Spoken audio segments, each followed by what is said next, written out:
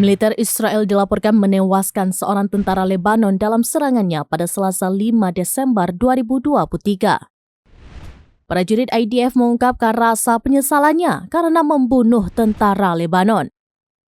Sikap tidak biasa IDF yang meminta maaf atas serangannya ini merupakan pertama kalinya sejak operasi daratnya di Gaza yang menewaskan lebih dari 15.000 warga.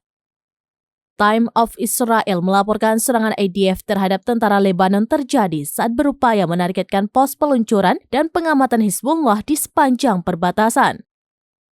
Namun IDF ternyata salah mengidentifikasi target. IDF salah sasaran sehingga menewaskan seorang tentara Lebanon dan sejumlah prajurit terluka dalam serangan itu.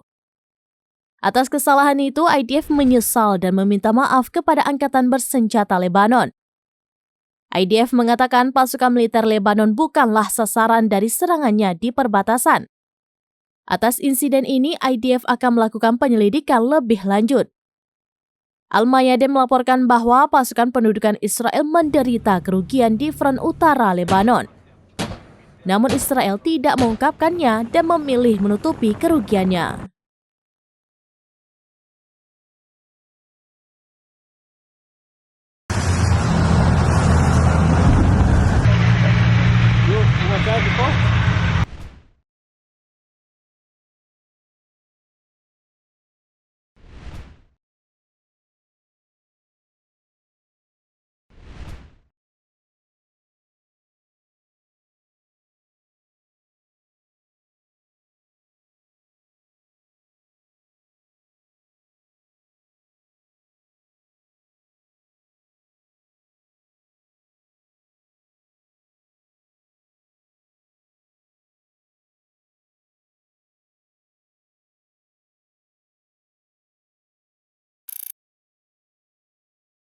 Download Tribun X sekarang, menghadirkan lokal menjadi Indonesia.